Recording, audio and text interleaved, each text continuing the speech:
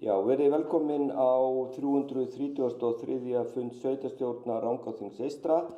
Ég set hér með fundinn og óska eftir athugasemdum við fundarboð ef einhverjir eru. Ef svo ekki, þá ætla ég að renna yfir þau sem sitja hér í fundarsalnum í dag. Það er Anton Kári Halldórsson sveitarstjóri, Sigríður Karolína Viðarsdóttir, Árný Hrund Svavarsdóttir, Guðri Hildstad Ólafsson, í fjarveru Lilju Einarsdóttur, Rafn Bergsson, Bjarki Oddsson og sá sem hér stendur, Tómas Birgir Magnússon, Þóra Björg Ragnarsdóttir, skipulags- og byggingafulltrúi, ritar fundargerð og Sigurmundur Páll Jónsson sér upptöku og útsendingamál. Áður en við göngum til dagskrá þá ætla ég að óska eftir því að fella út mál númer 10 á dagskrá fundarins, þar sem að það hefur þegar fengið afgreiðslu hjá okkur, en bara lenti inn í fundarboði fyrir mistök. Þau sem samþykkja að fella málið út, gefa merki og það er samþykkt samhljóða. Þá göngum við til dagskrár þessa fundar. Fyrsta mál á dagskrá er eins og vanalega minnisblað sveitarstjóra 9. janúar 2025, lagt fram minnisblað sveitarstjóra helstu verkefni liðinna vikna. Anton Kári, gjörðu svo vel.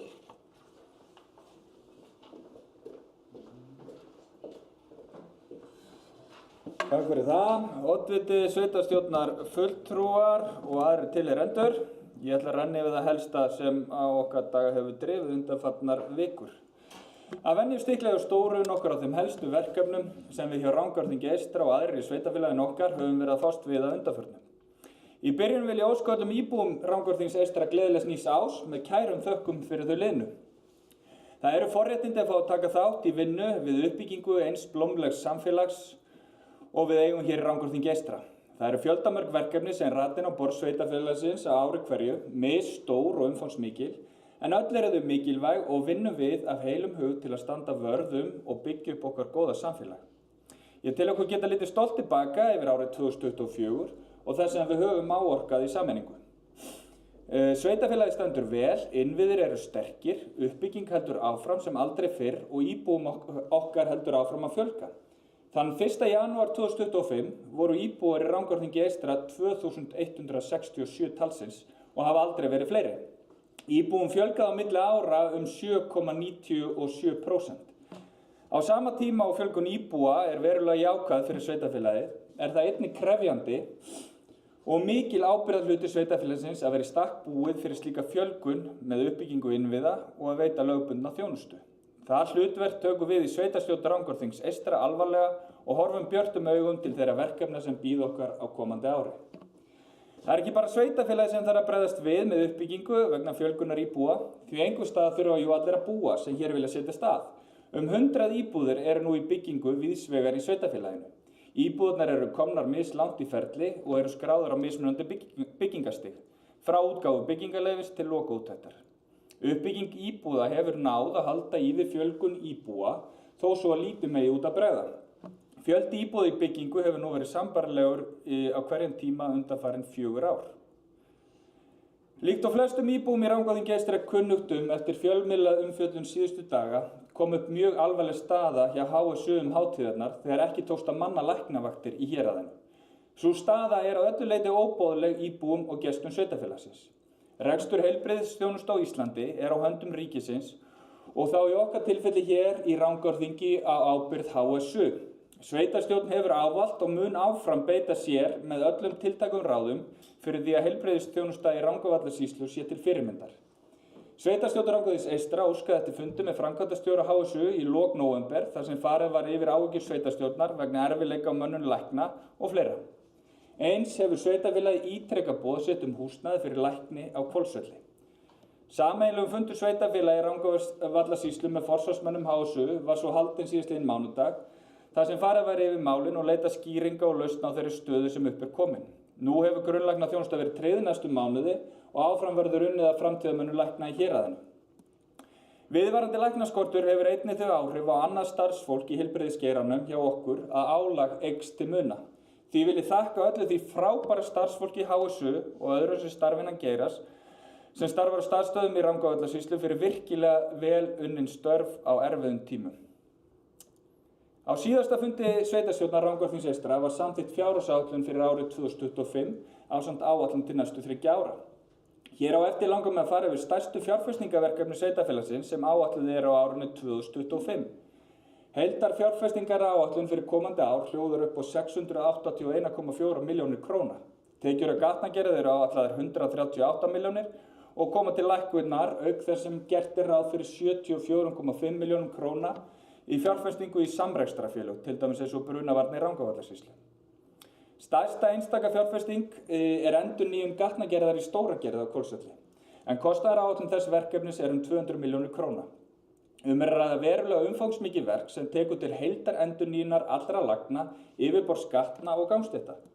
Nauðsynlegt er að ráðast við þessa endurnýjun eldri gatna á Hvolsvelli þar sem að innviðir þeirra eru allir komnir á tíma. Eins stuðlar framkvæmdin að öruggara umhverfi fyrir akandi, hjólandi og gangandi vegfarendur. Framkvæmd sem þessi þarf að vera mjög vel skipulögð og í góðu samráði við íbúa, veitufyrirtæki og fleiri. Þegar framkvæmd hefur verið boðin út verður verkefni kynnt rækilega fyrir íbúum og tekið fullt tillit til þeirra varðandi aðgengi að híbýlum til að valda sem minnstu ónæði á meðan verkið stendur. Næstasta fjárfesting ársins er fjárfesting í nýrri gatnagerð að upp að 175 milljónir.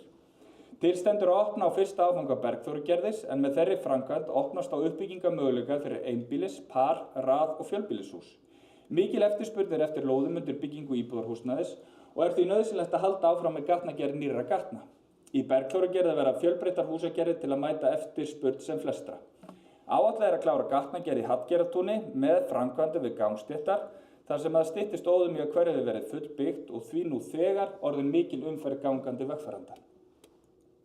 Til að tryggja möguleika á áframhaldandi uppbyggingu atvinnuhúsnæðis er gert ráð fyrir gatnagerð við Dufþarsbraut ásamt því að farið verður í gatnagerð að lóðinu Austurvegur 19, þar sem að fljótlega hefjast framkvæmdir við 70 herbergja hótel. Gert er ráð fyrir að hótelið verði tilbúið til að taka á móti gestum í júlí árið 2025. Í sumar er gert ráð fyrir áframhaldandi viðhald á húsnæði Hvolsskóla fyrir 30 milljónir. Unnið verður áfram að því að fyrirbyggja myglu í húsnæðinu ásamt því að gólfefni í matsal og fleiri rýmum verða endurnýjuð. Gert er ráð fyrir 20 milljónum í viðhald á félagsheimilum í sveitarfélaginu. Stærsta einstaka framkvæmdin í þeim er endurnýjun á þaki Njálsbúðar sem þarfnast nauðsynlega endurnýjunar. Gert er ráð fyrir 24 milljónum í fjárfestingar er snúa áhaldahúsi sveitarfélagsins. Þar eru stærstu þættir endurnýjun á tækjum og framkvæmdir á lóð, til dæmis girðing umhverfis lóðina og stækkun á malbikuðu plani. Gert er ráð fyrir að húseign sveitarfélagsins Nýbýlavegur 40 eða blokkin verði klædd. Þar eru útveggir farnir að láta á sjá og nauðsynlegt að bregðast við áður en fer að bera á rakaskemmdum. Verkefni sem hafin voru á árinu 24 á sviði íþróttamála verður haldið áfram á árinu 25. Þar á meðal er hönnun á gervigrasvelli, körfuboltavöllur á lóð Hvolsskóla og hönnun og útisvæði Sundlaugar, en samtals er áætlað í þessi verkefni 40 milljónir króna. Hér á undan hafa einungis verið reifaðar umfangsmestu framkvæmdir sem standa fyrir dyrum á nýju ári. Fjöldinn allur á smærri framkvæmdum sem færist á rekstur sveitarfélagsins eru einnig á áætlun og vonust við að sjálfsögðu til þess að geta framkvæmt sem mest af því sem áætlað hefur verið fyrir. Og að lokum, það er auðséð á þessari stuttu upptalningu hér á undan að verkefnin eru næg á nýju ári. Við tökum nýju árinu fagnandi og hlökkum til þess að fást við þau verkefni sem framundan eru og eins þau sem við komum til með að fá í hendurnar þegar framlíða stundir. Tími mikilla hátíða í sveitarfélaginu fyrir að bresta á, en einn af kostum sveitarfélagsins við að eiga mörg félagsheimili og víðfeðmar sveitir er einmitt fjöldi þorrablóta. Ég efast ekki að margir eigi eftir að skemmta sér vel í góðra vina hópi og laufléttu gríni á kostnað hvers annars. Njótum komandi tíma og sjáumst á blóti. Takk.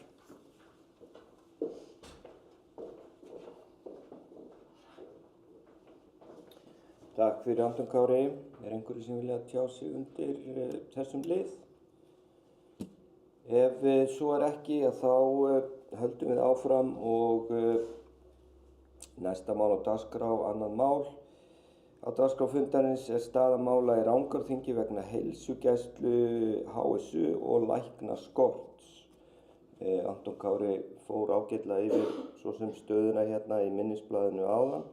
Og ég bara tek undir það sem þar kom fram að ég tel það að vera brýnt að fundin verði viðunandi lausn í þessum málum bara til frambúðar. Þannig að vonandi sú vinna í gangi og vonandi bara gengur það vel. Eru einhverjir sem vilja taka til máls varðandi þetta? Bjarki, gjörðu svo vel.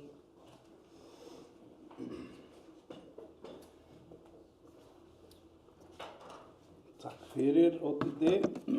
Gleðilegt ár allir saman.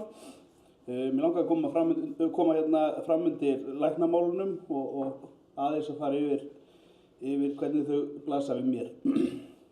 Það hefur væntanlega ekki farið fram hjá neinum sú umræða sem hefur verið undanfarið og ég fagna því að það sé komin umræða af stað og við höfum náð eyrum bæði almennings og stjórnvalda. Ég held að það sé vel. Það eru kannski margir sem að halda að þessi mál sé á okkar höndum en það er nú alveg rangt. Þetta er á höndum ríkisins og við erum málsvarar íbúa í þessu máli og ég held að við höfum gert vel á seinustu dögum og vikum í því að vera málsvarar íbúana okkar í þessum málum. Við munum ekki sætta okkur við að þessa þjónustu skorti.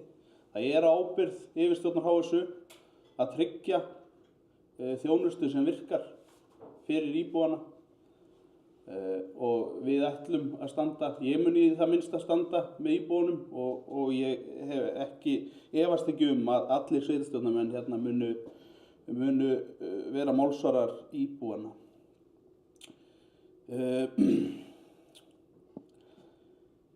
Já, ég bara ítreka kannski mikilvægi þess að við höldum áfram þessari réttindagæslu íbúana og þarna hömrum á þessu. Það er óforsvaranlegt sú staða sem upp er komin og við höldum áfram að fylgjast með. Við höfum kannski aðeins sofið á verðinum og leyft þess að þróast þangað sem það er komið í dag. En þarna við erum komin með góð tök á þessu held ég og það ætti enginn að velkjast í vafa það að við munum beita þrýstingi fyrir hönd íbúanna þar. Takk.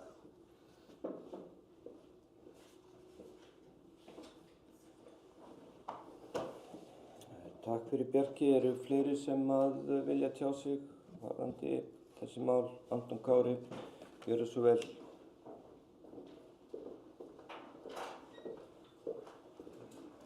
Takk fyrir það, oddviti, sveitarstjórnarfulltrúar og tilheyrendur. Ég tek bara heilshugar undir það sem kom fram hér hjá honum, félaga mínum honum Bjarka. Þetta er mál sem okkur öll varðar og þó svo að sveitafélagi sem slíkt ber ekki ábyrgð á þjónustunni eða reki hana, að þá eigum við að sinna hagsmunum okkar íbúa og tala fyrir uppbyggingunum. Og ég tala nú ekki líka ekki hvað síst eins og kom fram í minnisblaðinu mínu áðan. Okkur alltaf að fjölga bæði íbúum og ferðamönnum og hér alla daga ársins orðið fullt sveitafélag og fullt hérað af fólki sem eykur náttúrulega álag á þessa þjónustu líka. Ég þekki svo sem ekki alveg söguna varðandi þessi stöðugildi en hér í Rangárþingi eiga að vera held ég mönnuð 2,75 stöðugildi læknis. Ég held að það væri líka, ég held að það þarfnist endurskoðunar, ég held að það sé lítið miðað við umfangi sem þetta í dag. En kannski líka bara, ég ætla að ítreka að kom nú fram í minnisblaðinu minni líka áðan að þessi gagnrýni okkar, hún snýr að mönnun og læknaskorti. Hún snýr ekki að gagnrýni á þá sem starfa í málaflokknum hjá okkur hér í dag á heilsugæslum, á hjúkrunarheimili. Því að þetta fólk,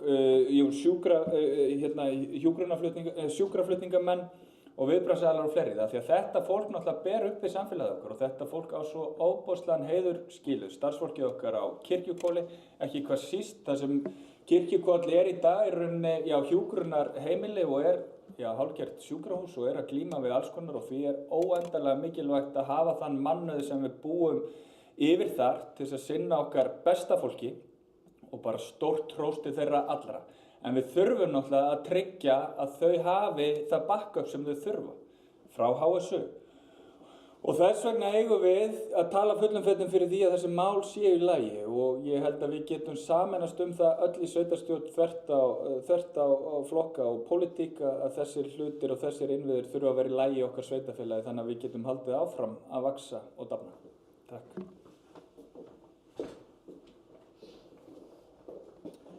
Bjarki hefur beðið aftur orðið. Gjörðu svo vel, Bjarki. Takk Odditi, það bara svo gaman að fá að koma í pontu aftur. Bara örstuð, það þarna akkurat Kári hittir naglan vel á höfuðið að starfsmennir okkar eru náttúrulega dásamlegir.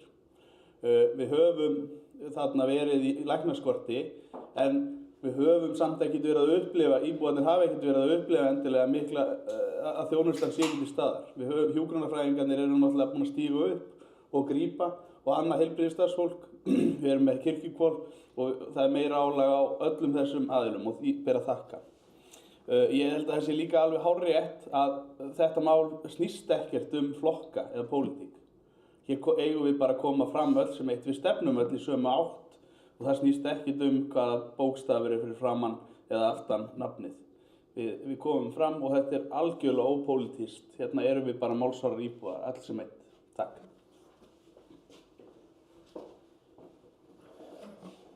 Takk fyrir Sigríður Karolína, gjörðu svo vel.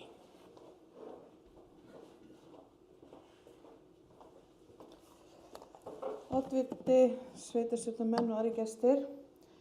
Ég vil bara byrja á því að taka heils hugar utan allt það sem hér áður hefur verið sagt í sambandi við læknaskort hér í Rangárþingi sem er alveg mjög bagalegt og vil þakka öllum starfsmönnum hér fyrir velunni störf í þessu ófremdur ástandi, vil ég segja. En ég velti svolítið fyrir mér hvað getum við gert betur til að kannski laða að lækna?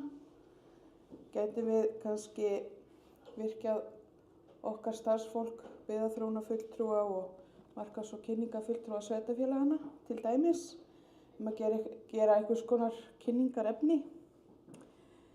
En þetta er bara svona vangaveltur og en vil ég ítreka að þetta er óbærilegt ástand. Takk.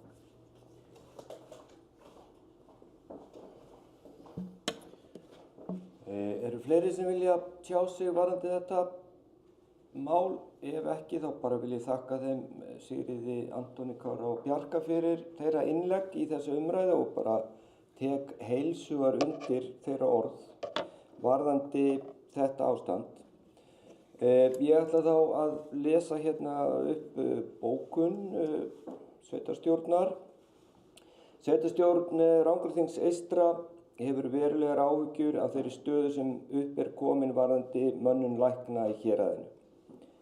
Sveitarstjórn hefur ítrekað lýst yfir áhyggjum sínum á stöðunni og var meðal annars óskað eftir fundi með forstjóra HSU sem haldinn var í nóvember síðastliðnum.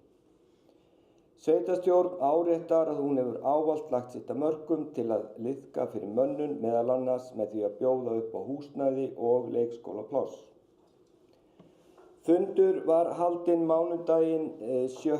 janúar 2025 með fulltrúum sveitarfélaga í Rangárvallasýslu og forsvarsmönnum HSU. Á þeim fundi kom meðal annars fram að búið væri að tryggja mönnun lækna í héraðinu að minnstakosti næstu 2 mánuði. Betur má ef duga skal og ítrekar sveitarstjórn Rangárþings eystra mikilvægi þess að tryggð verði mönnun lækna í Rangárþingi til framtíðar. Núverandi staða og óvissa varðandi mönnun er óboðleg íbúum og gestum í Rangárþingi. Sveitarstjórn felur sveitarstjóra óska eftir fundi með heilbrigðisráðherra sem allra fyrst og vinna sameiginlega ályktun sveitarfélagana í Rangárvallasýslu til heilbrigðisráðuneytisins. Þau sem samþykkja þessa bókun gefur merki og hún er samþykkt samhljóða.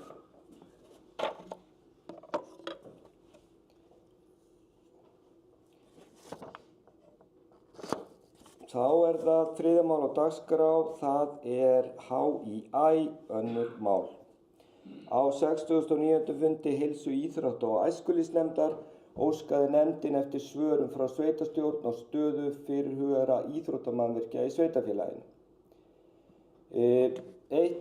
Í sumar var íbúakosning varðandi körfuboltavöll, hver er staðan á þeim velli? 2. Mikið hefur verið rætt fyrirhugaðan gervigrasvöll. Rætt hefur heilan eða hálfan völl. Hvað er að frétta af gervigrasvelli? Og númer 3, Strandblakvöllur, hann væntanlegur og hvar þá? Einhverju sem vilja taka til máls hér? Anton Kári, gjörðu svo vel.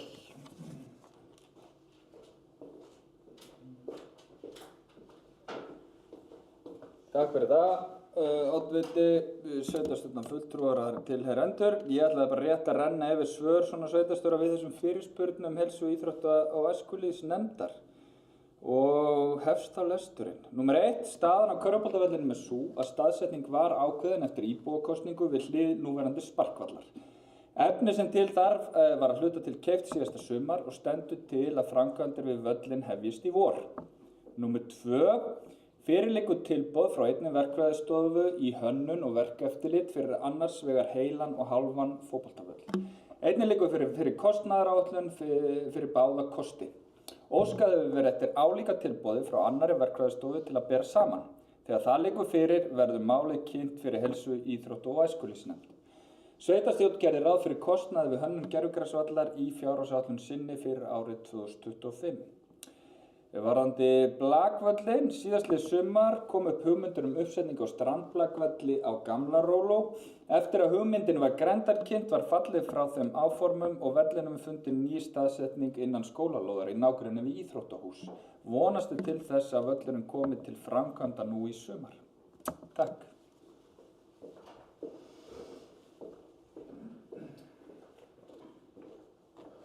Takk fyrir Anton Kári. Bjarki, gjörðu svo vel.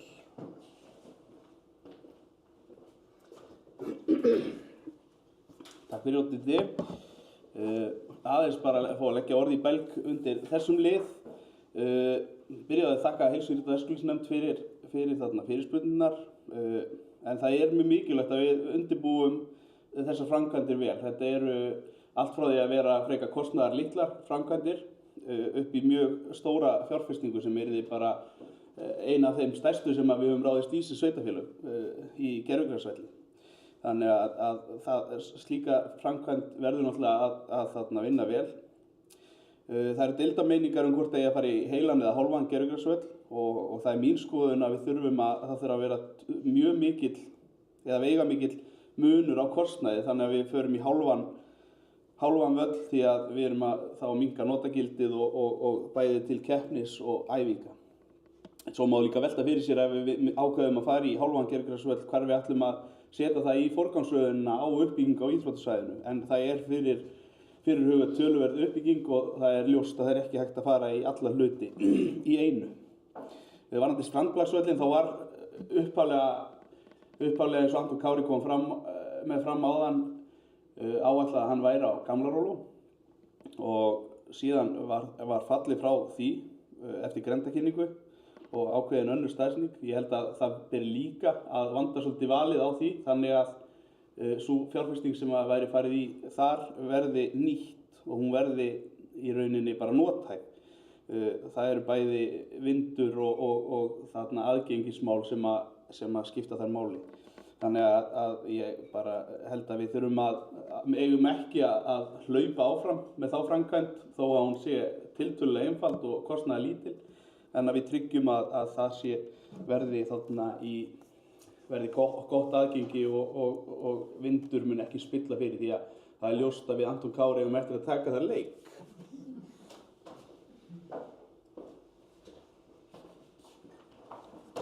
Takk fyrir þetta Bjarki. Eru fleiri sem vilja tjá sig undir þessum lið? Já, ég svo sem bara tek undir að við þurfum að vanda til verks í þessum málum og fjárfestingum almennt og samt sem áður líka verðum við að passa að þetta kannski tefjist ekki of mikið heldur að við drífum málin áfram þannig að þau komi þá til framkvæmdar og svo sem góð skýrsla sem var gerð 2022 frá heilsu, íþrótta- og æskulýðsnefnd varðandi þörf á uppbyggingu íþrótta, mannvirkja og aðstöðu í sveitarfélaginu og svo sem þessi 3 liðir eru þar á meðal þannig að það er bara ánægjulegt að það sé verið að byrja að vinna úr því en já, vonandi bara fáum við svör við þessum spurningum varðandi gervigrasið sem fyrst og getum þá tekið afstöðu þarum. Já, eru fleiri sem vilja tjá sig varðandi þennan lið? Guri, gjörðu svo vel.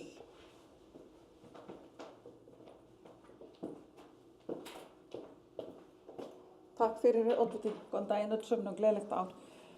Bara svona forvitnisspurning varðandi Blackvöllin, strandblackvöllin, var þetta hugmynd sem kom upp úr ungmennaþingi eða kom hugmyndin annars staðar frá? Vitum við eitthvað hvernig er markarinn fyrir utan það Bjarki og Kári verða þar alla daga? Er mikil eftirspurn eftir strandblackvöll á Hvolsvelli? Takk.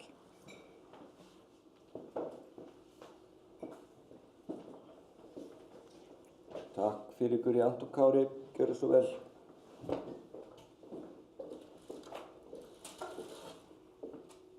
Takk fyrir það, oddviti og sveitarstjórnarfulltrúar. Ég man nú svo sem ekki alveg hvaðan hugmyndin kemur í upphafi, hvort hún kom, það margar af þessum góðu hugmyndum hafa náttúrulega komið ungmennaþingi eða frá ungmennaráði, eða hvort að þetta kemur einhvers staðar annars staðar úr grassrótinni. En já, ég myndi telja að það væri bara talsvert. Ég held að blak, og það er þá kvennablak í dag, er orðin einn svona stærsta allavega hópíþrótt fullorðina hér í Rangárþingi eystra og þær hafa náttúrulega bara gert gríðarlega góða hluti og standa bara mjög framarlega.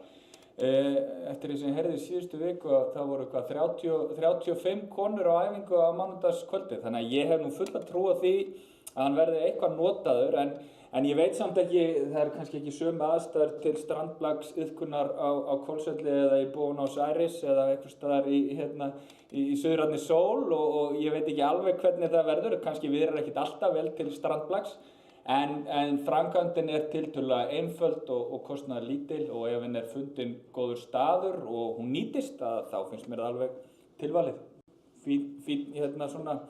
Fín viðbót við heilsueflandi samfélag hjá okkur. Takk.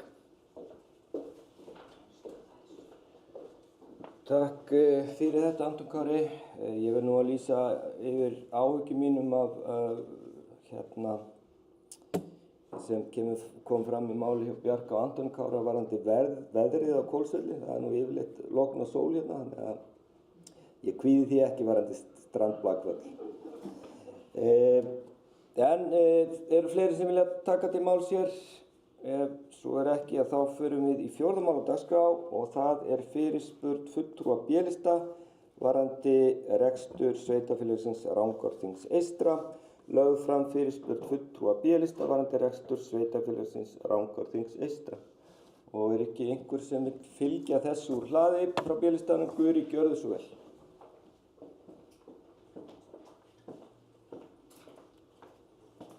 Takk fyrir oddviti.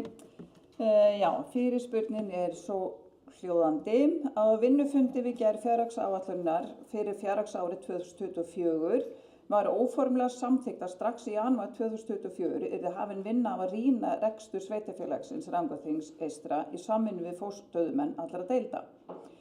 Ekki hefur farið fram nein kynning á þeirri vinnu fyrir fulltrúa byggðarráðs eða sveitarstjórnar, svo spurt er fór sú vinna af stað og þá hver er staðan af þeirri vinnu. Ljóst er þó að afkoma sveitarfélagsins er góð, þá er mikilvægt að fylgjast vel með rekstrinum og að hann bólgni ekki óþarflega út þegar vel árar eins og fulltrúar B-lista vöktu máls á við afgreiðslu fjárhagsáætlunar ársins 2025. Hafi sú vinna ekki þegar verið hafin, leggjum við til að sú vinna hefjist nú strax í janúar núlíðandi árs 2025. Og undir það rita Bjarki Oddsson, Lilja Einarsdóttir sem er fjarverandi og Rafn Bergsson. Takk.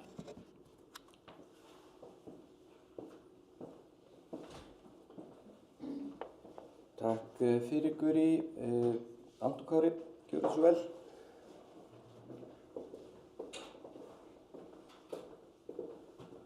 Takk fyrir það, oddviti sveitarstjórnarfulltrúar. Takk fyrir fyrirspurnina.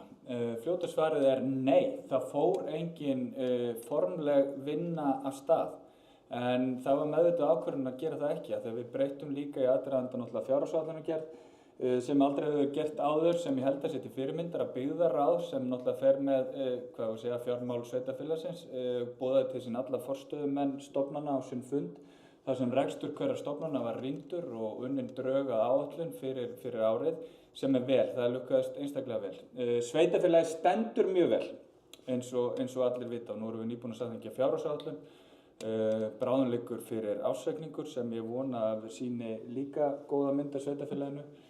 Fyrir mína part að ég tek svo sem alveg undir tillögu B-listans að það er nauðsynlegt að líta inn á við, og ef það er einhverjir þættir þar sem við getum hagrætt og gert betur.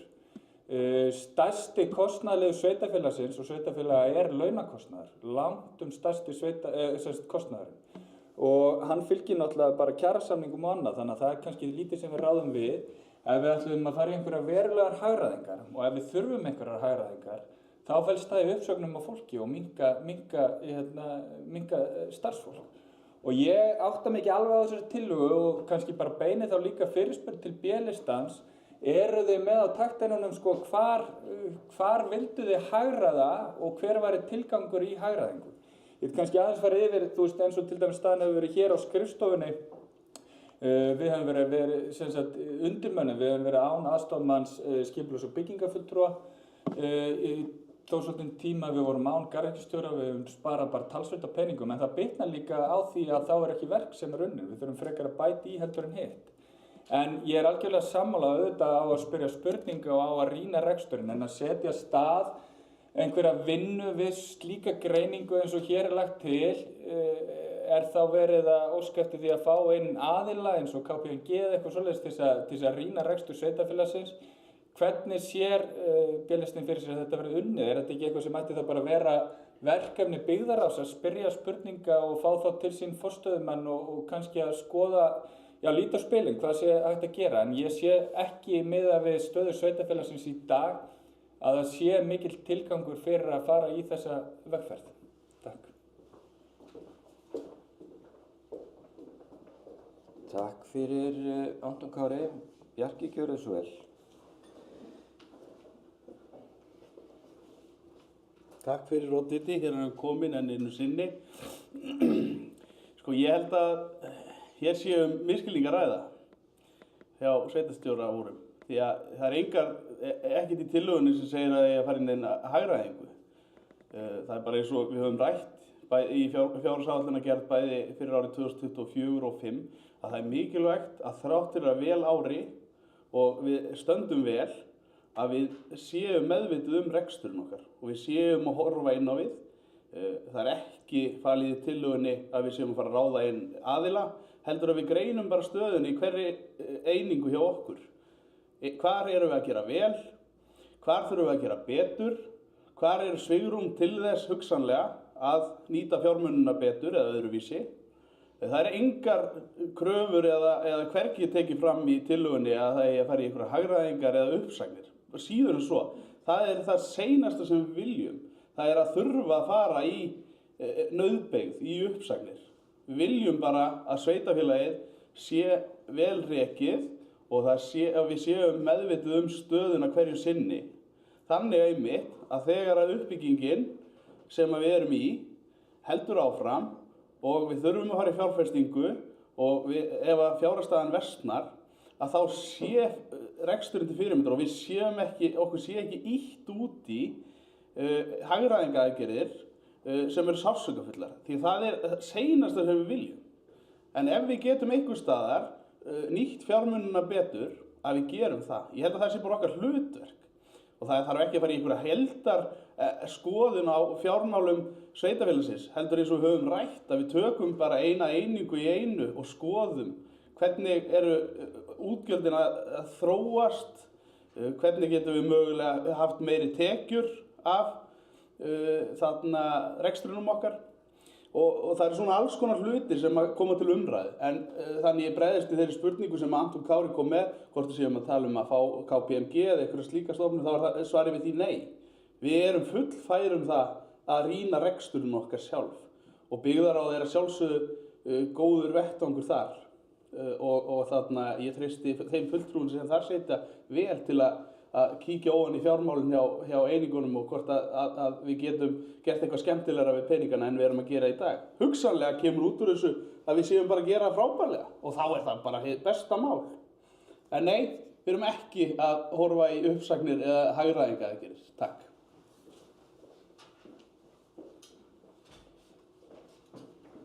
Takk fyrir Bjarki. Anton Kári, gjörðu svo vel.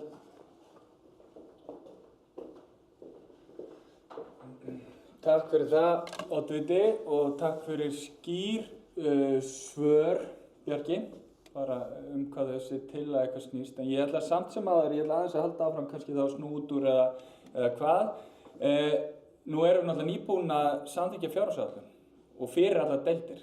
Við erum með forstöðumenn í öllum okkar stofnunum sem við treystum fullkomlega og hafa staðið sig með eindæmum vel undanfarin ár eða áratugi að halda sig innan þeirra marka sem þeim er sett í fjárhagsáætlun sveitarfélagsins. Og ég held að það sé líka að því, við gerum eins og við komum inn á það, við gerum ennþá betur núna í síðustu fjárhagsáætlun og gerum þegar byggðarráð fundaði með hverjum og einum forstöðumanni. Þannig að ég held að áætlunin sé góð. Þannig að ég átta mig ekki alveg á því, bara í rauninni hverju sú vinna ætti að skila núna. Við erum nýbúin, það eru 2 mánuðir síðan við sátum öllum forstöðumönnum og fórum yfir rekstur allar deilda, stiltum upp áætlun, en við ætlum að fara að setjast niður með forstöðumönnum núna, í janúar, febrúar og byrja, hvar er að finna og hvar er að skera niður. Þeir eru konum með sínar áætlanir og við getum haldið áfram. Áætlunin er góð. Og það er fín staða, en svo sem ég tek alveg undir að við þurfum að fylgjast með. Ég er ekki að segja að við höfum ekki að gera það, en ég ber fullt traust til þeirra starfsmanna sem við erum með og þeirra forstöðumanna sem fylgja okkar áætlun sem við erum nýbúin að setja. Takk. Takk fyrir Anton Kári. Guri, gjörðu svo vel.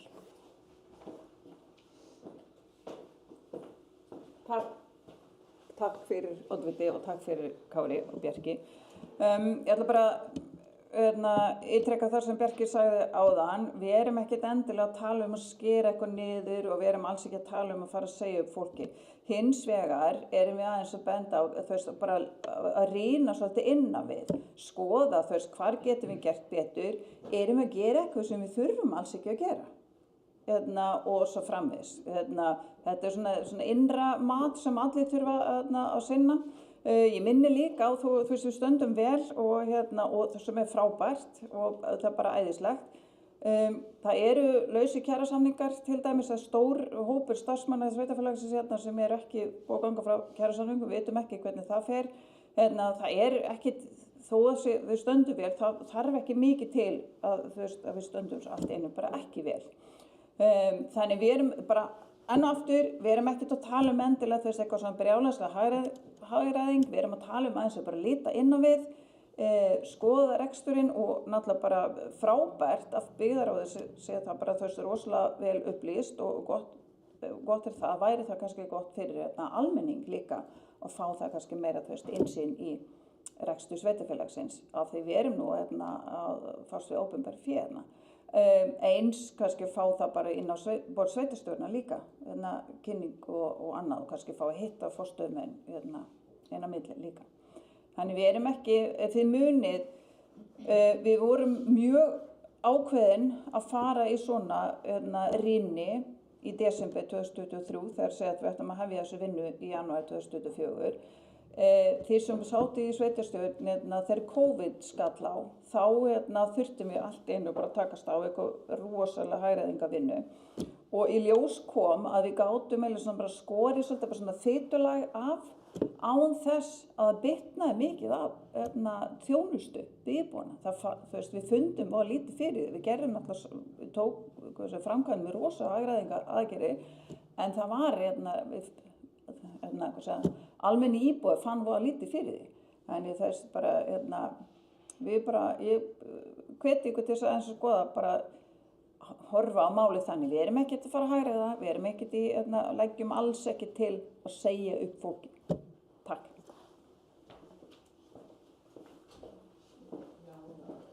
Takk fyrir Guri. Árný, gjörðu svo vel.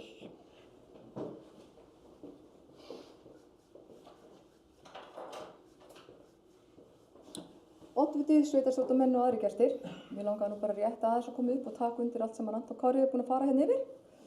Og ef það nú eitthvað sem að einhver sér í sveitarstjórn eða í byggðarráði, ég er nú formaður byggðarráðs, þá er að gera að benda á það og þá rýnum við það betur.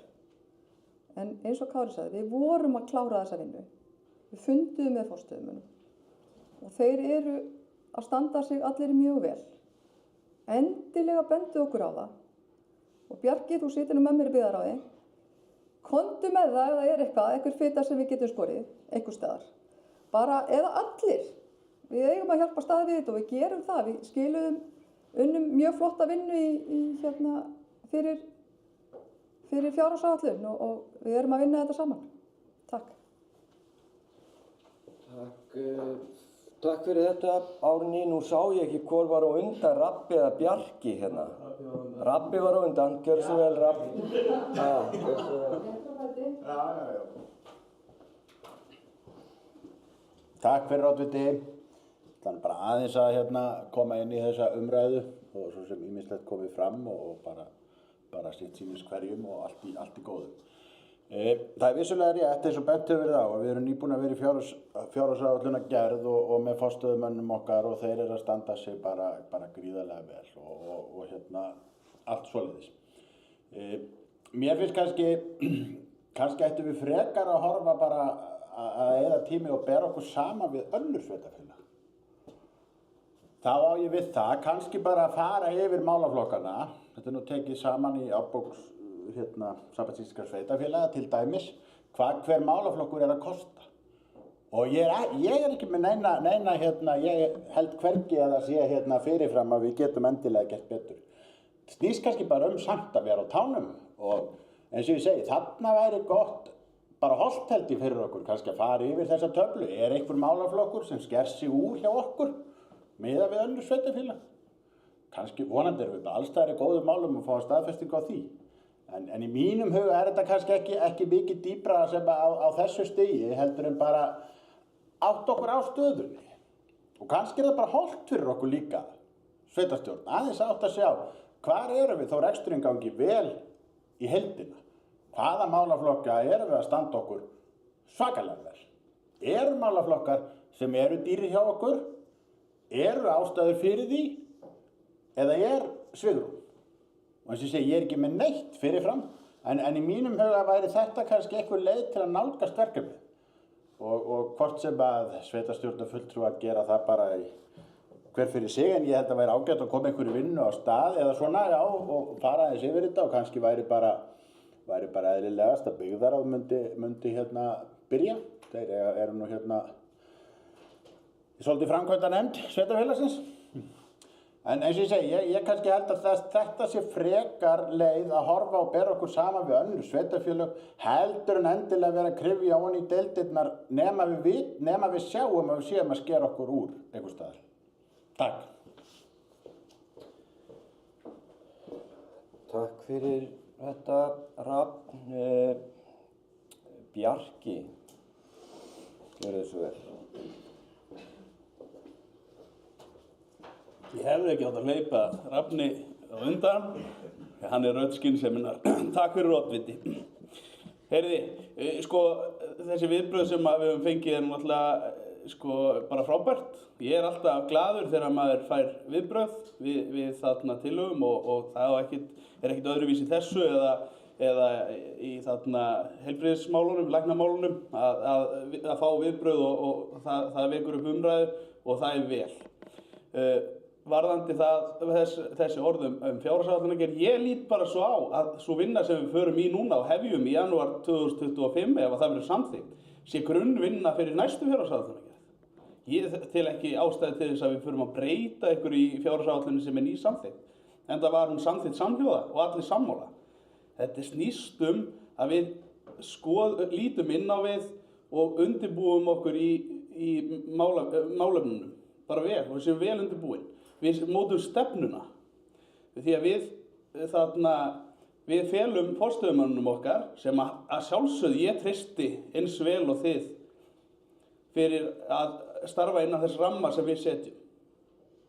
En við setjum ramman og þeir vinna innan hans. Og það væri mjög gott, held ég, að við, hvort sem það er sveitarstjórn eða byggðarráð, taki örlitla skoðun á hvern málaflokk. Varandi dæmin, ég er ekkert með einhverjar aðgerðaáætlun, enda þá hefði ég bara lagt hana fram. Ég vil vinna þetta með ykkur. Ég tel að þetta sé samvinnuverkefni stefnumótun og framtíðarsýn sveitarfélagsins. Það er mín sýn. Að við eigum að móta þessa stefnu og við erum til þess kjörin að móta stefnu og framtíðarsýn í fjármálum sveitarfélagsins. Við köstum því ekki á forstöðumenn að móta sýn og stefnu.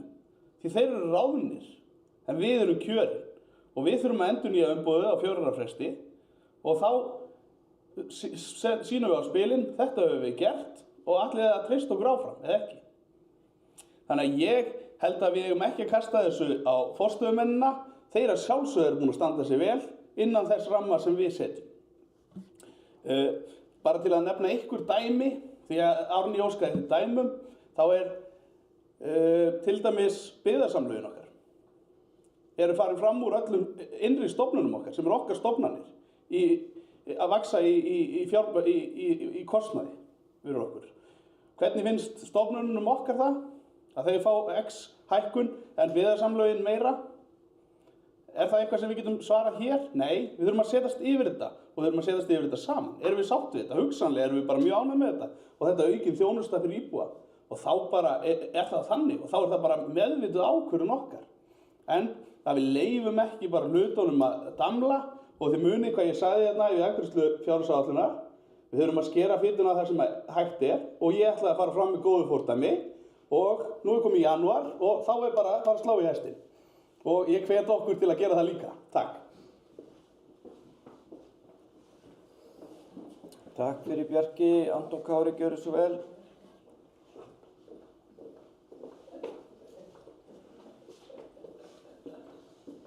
Takk fyrir það, oddviti, sveitarstjórnarfulltrúar. Herðu, umræðan er góð og hún er nauðsynleg og ég ætla ekki að lengja hana kannski neitt frekar hérna. Ég er ansi oft sammála, ég tek undir með Bjarka, Rapp er oft rödd skynseminnar sko, kemur með góðar ábendingar. Mér finnst þetta vera mál sem á heima hjá byggðarráði og það kannski kristallast, vissulega kannski hef ég misskilið tillöguna en það kannski sýnir það að hún er ekki alveg nógu skýra því að þarna er lagt til og þetta er rauninni bara tillaga að leggja til að hefja vinnu við að rýna rekstur sveitarfélagsins og allar deildir. En svo núna fyrir að tala byggðarsamlög og já, bara mæta vel. Við erum víða og ansi marga snertifleti. Og ég efast ekki það heldur eins og kemur fram og hefur komið fram að þegar eitthvað er rýnt að við getum alveg fundið fleti þar sem að við getum gert betur af því að við getum alltaf gert betur. En ég veit ekki hvort það komið einhverja breytingatillögu bara á þessari tillögu en mér finnst bara við ættum vísa þessu til byggðarráðs og byggðarráð þá formi í rauninni hvaða vill rýna og já, mér finnst allavega að ég get ekki samþykkt fyrir mitt leyti þessa tillögu eins og hún liggur hér fyrir að lagt til að hefja vinnu við þetta núna strax í janúar. Ég bara einfaldlega sé ekki að við höfum tök á því og það vantar bara betri plan. En já, gott í bili.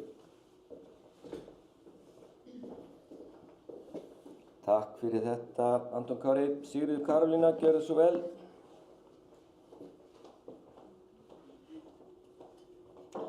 Já, oddviti, takk fyrir það. Ég var nú að koma hérna upp líka, eins og allir hinir, en ég velti fyrir mér, þetta er gott að rýna í alla deildir og er ég alveg sammála því.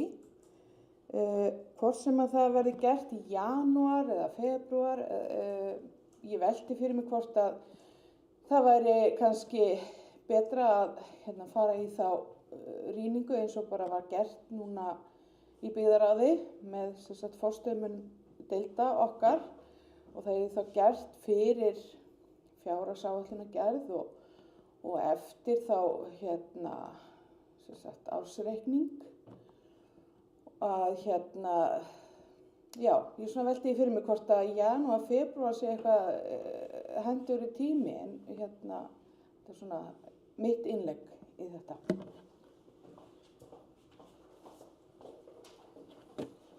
Takk fyrir þetta, Sigríður Karolína. Bjarki, gjörðu svo vel. Já, takk. Takk oddviti. Ég bara skil ekki hvað hræðsla þetta er. Sko, tillagan er mjög skýr að það verði hafin vinna og hvernig ætlum við að vinna þetta? Það er bara upphæðið af vinnunni. Að við ætlum að rýna rekstur, við ætlum að skoða. Þetta er opið og ég held að sé ágætt að byrja bara sem fyrst og ætla sér ekki of mikið. Því við vitum að þegar líða fyrir á vori, þá hægist á starfseminni hjá okkur og eftir sumarfrí, þá erum við bara komin í full-blown fjárhagsáætlunarvinnu. Ég tel eðlilegt að við nýtum þann tíma sem er rólegt, afsæki þessar enskuslettur, oddviti, en að við nýtum þennan rólega tíma til þess einmitt að skoða ofan í, er eitthvað sem við þurfum að skoða sérstaklega áður en við förum á fullt í fjárhagsáætlunarvinnu. Þetta nýtum við bara sem undirbúningstíma. Varðandi óskýrleika tillögunar, þá finnst mér hún mjög skýr að við hefjum vinnu við að rýna reksturinn. Það er enginn sem er að tala um að það þurfa að rýna allan rekstur í einu. Við getum ákveðið það að fela byggðarráði að hefja vinnu við að rýna rekstur sveitarfélagsins. Og byggðarráð getur það ákveðið að hann ætla að byrja á einni ákveðinni deild, setja upp áætlun til einhverja ára. Það er bara í höndum byggðarráðs. Ég held að við þurfum ekkert að ákveða hér að hvaða skipulag við ætlum að hafa á þessu. Heldur felum við einhverjum aðilum, hvort sem það er við, öll sveitarstjórn ef er áhugi yfir því, eða þá að setja þetta inn í framkvæmdastjórn sveitarfélagsins sem byggðarráð.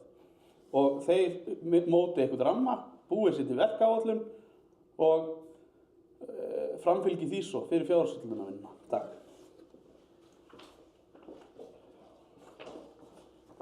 Takk fyrir þetta, Bjarki. Já, ég bara þakka öllum þeim sem hafa lagt orð í belg varðandi þennan dagskrárlið.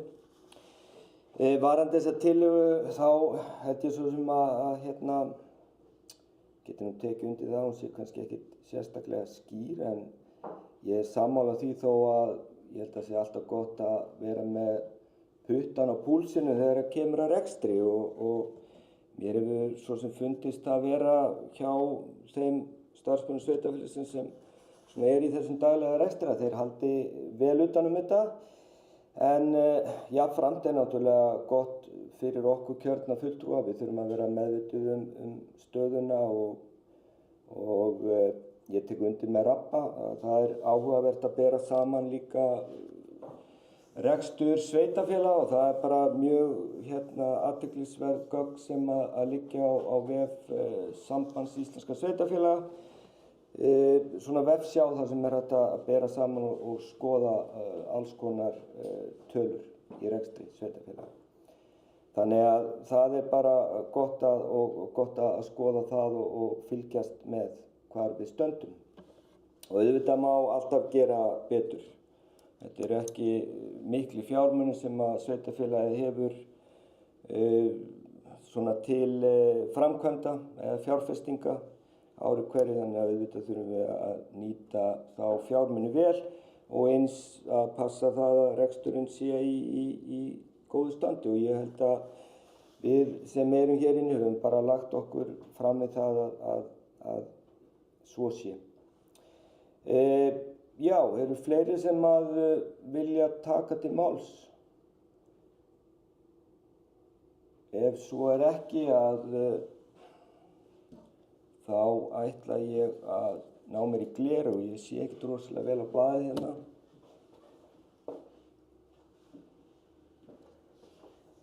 Og þá ætla ég svo sem bara að bera upp tillögu B-listans sem er þá að hafin verði vinna við að rýna rekstur sveitarfélags Rangárþings eystra í samvinnu við forstöðumenn allra deilda. Þau sem að greiða atkvæði með tillögunni, rétt upp hönd. Það eru 3 sem greiða atkvæði með tillögunni. Þeir sem greiða atkvæði á móti tillögunni gefi merki rétt upp hönd og það eru 4, þannig að tillagan er felld sem slík. Bjarki hefur beðið orðið. Nei, við skulum taka fundarhlé.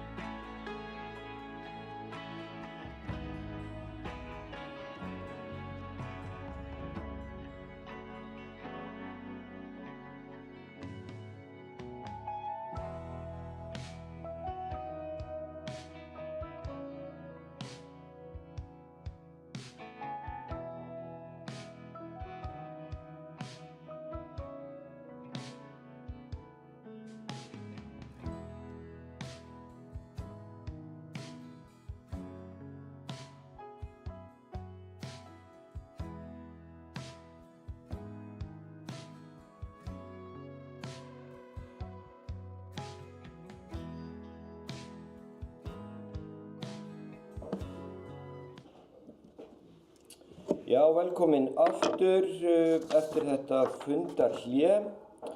Við erum sem sagt í 4. dagskrárlið fundarins, fyrirspurn fulltrúa B-lista varðandi rekstur sveitarfélagsins Rangárþings eystra. Og við erum með 2 bókanir undir þessum lið og ég ætla fyrst að fá Anton Kára hér upp í pontu til að lesa upp bókun D og N lista. Gjör svo vel, Anton Kári. Takk fyrir það, Oddviti. Ég ætla að lesa upp bókun D og N lista vegna þessara tillögu. Hún hljóðar svo. Sú nýbreytni var höfð á við undirbúning fjárhagsáætlunar fyrir árið 2025 að allir forstöðumenn stofnana sveitarfélagsins komu til funda með byggðarráði þar sem rekstur og áætlaðar framkvæmdir stofnana voru rýndar. Sú vinna gekk virkilega vel og skilaði sér í mun vandari fjárhagsáætlun heldur en oft áður. Að mati D og N lista hefur rekstur sveitarfélagsins síður en svo bólnað út á kjörtímabilinu. Sveitarstjórn og forstöðumenn stofnana hafa lagt sig alla fram við að vanda til rekstrar sveitarfélagsins. Stærsti kostnaðarlegur sveitarfélagsins sem hefur vaxið undanfarin ár launakostnaður sem fylgt hefur kjarasamningsbundnum hækkunum. Fulltrúar D og N lista telja það vera á höndum byggðarráðs ef grunur óþarfa þenslu á einstaka liðum að rýna og óska eftir upplýsingum og geta þá brugðist við. Fulltrúar D og N lista telja ekki þörf á að rýna rekstur sveitarfélagsins í heild að svo stöddu, enda stendur sveitarfélagið vel og líkt og ný samþykkt fjárhagsáætlun gerir ráð fyrir má glögglega sjá að rekstur sveitarfélagsins í góðum höndum.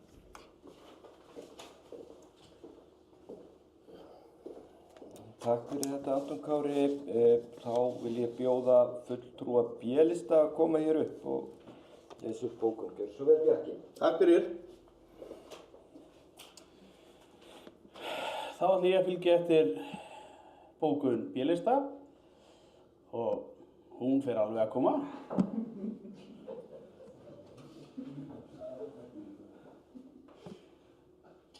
Fulltrúar B-lista telja stöðuga rýni á rekstri sveitarfélagsins vera ábyrga fjármálastjórn, ekki síst á þenslutímum líkt og við erum að upplifa nú.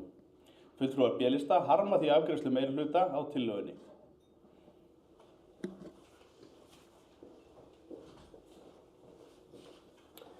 Takk fyrir þetta, Bjarki, og þá er þessum lið lokað og við höldum áfram. 5. dagskrárliður á fundarins er gjaldskrá skipulags- og byggingafulltrúa 2025. Lögð fram gjaldskrá skipulags- og byggingafulltrúa Rangárþings eystra 2025. Er einhverju sem vilja tjá sig varðandi þennan lið? Ef svo er ekki, að þá ber ég gjaldskrá skipulags- og byggingafulltrúa 2025 upp til samþykktar. Þau sem hana samþykkja, rétt upp hönd, hún er samþykkt samhljóða. 7. dagskrárliður, deiliskipulag Eystra Seljaland F5. Skipulags- og umhverfisnefnd metur svo að breytingin hafi ekki áhrif á aðra hagsmunaaðila, hámarkshæð óbreytt sem og fjöldi gesta helst óbreytt. Kvöð aðkomu hefur þegar verið þinglýst en nú er henni bætt við í greinargerð skipulagsins. Einhverju sem vilja tjá sig varðandi þennan lið? Ef ekki, þá ber ég eftirfarandi, bókun, eða þá bara ber ég þessa stjórnstæðisbókuskipulags, þá bara ber ég upp að við staðfestum bókun skipulags- og umhverfisnefndar, þau sem hana staðfesta rétt upp hönd og hún er staðfest samhljóða. 7. liður er deiliskipulag Þór-Ólfsfell. Skipulags- og umhverfisnefnd gerir ekki athugasemd við framlagða tillögu og leggur til í sveitarstjórn að hún verði auglýst samkvæmt 41. grein skipulagslaga nr. 123/2010. Einhverju sem vilja tjá sig hér? Ef svo er ekki, að þá ber ég eftirfarandi bókun upp til samþykktar. Sveitarstjórn staðfestir bókun skipulags- og umhverfisnefndar og samþykkir að tillagan verði auglýst í samræmi við 41. grein skipulagslaga nr. 123/2010. Þau sem það samþykkja rétt upp hönd og það er samþykkt samhljóða. 8. dagskrárliður, deiliskipulag Bólstaður. Skipulags- og umhverfisnefnd gerir ekki athugasemd við framlagða tillögu og leggur til við sveitarstjórn að hún verði auglýst samkvæmt 41. grein skipulagslaga nr. 123/2010. Einhverju sem vilja koma í pontu undir þessum lið? Ef svo er ekki, þá ber ég eftirfarandi bókun upp til samþykktar. Sveitarstjórn staðfestir bókun skipulags- og umhverfisnefndar og samþykkir að tillagan verði auglýst í samræmi við 41. grein skipulagslaga nr. 123/2010. Þau sem samþykkja rétt upp hönd og hún er samþykkt samhljóða. 9. liður á dagskrá er deiliskipulag Emstrur-Mosar. Skipulags- og umhverfisnefnd gerir ekki athugasemd við framlagða tillögu og leggur til í sveitarstjórn að hún verði auglýst samkvæmt 41. grein skipulagslaga nr. 123/2010. Eru einhverjir sem að vilja tjá sig hér? Ef ekki, þá ber ég eftirfarandi bókun upp til samþykktar. Sveitarstjórn staðfestir bókun skipulags- og umhverfisnefndar og samþykkir að tillagan verði auglýst í samræmi við 41. grein skipulagslaga nr. 123/2010. Þau sem það samþykkja rétt upp hönd og það er samþykkt samhljóða. Þá er það 10. liður, það er umsagnarbeiðni, tækifærisleyfi Þorrablót Hvolsvelli 1.2.2025. Sýslumaðurinn á Suðurlandi óskar eftir umsögn sveitarfélagsins vegna umsóknar Þorrablótsnefndar Hvolhrepps tækifærisleyfi vegna Þorrablóts í íþróttahúsinu Hvolsvelli sem haldið verður þann 1. febrúar 2025. Einhverju sem vilja tjá sig varðandi þennan lið? Ef ekki þá ber ég upp eftirfarandi bókun til samþykktar sveitarstjóra falið að veita umsögn þegar umsagnaraðilar á vegum sveitarfélagsins hafa veitt sína umsögn. Þau sem það samþykkja rétt upp hönd, það er samþykkt samhljóða. 11. liður á dagskrá er byggðaráð 270. fundur, lögð fram til umræðu og staðfestingar fundargerð 270. fundar byggðaráðs. Einhverjir sem vilja ræða eitthvað í þessari fundargerð? Ef ekki þá legg ég fundargerðina fram til staðfestingar í heild sinni, þau sem hana staðfesta rétt upp hönd og hún er staðfest samhljóða. 12. liður á dagskrá er stjórn brunavarna Rangárvallasýslu BS 86, lögð fram til umræðu og staðfestingar fundargerð 80. og 7. fundar stjórnar brunavarna Rangárvallasýslu. Er einhverjir sem vilja tjá sig varðandi þessa fundargerð?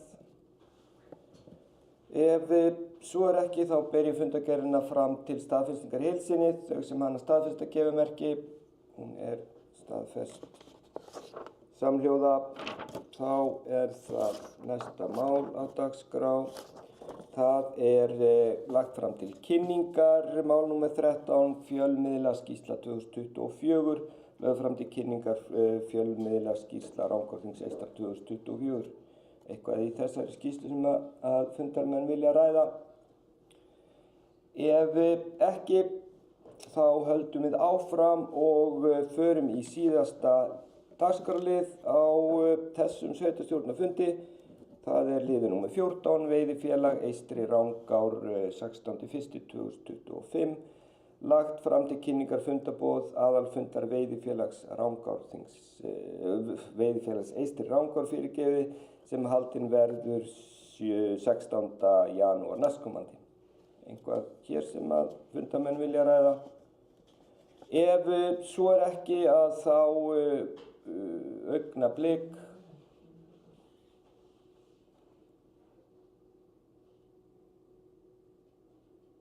Já, heyrðu, við þurfum að afgreiða þennan lið.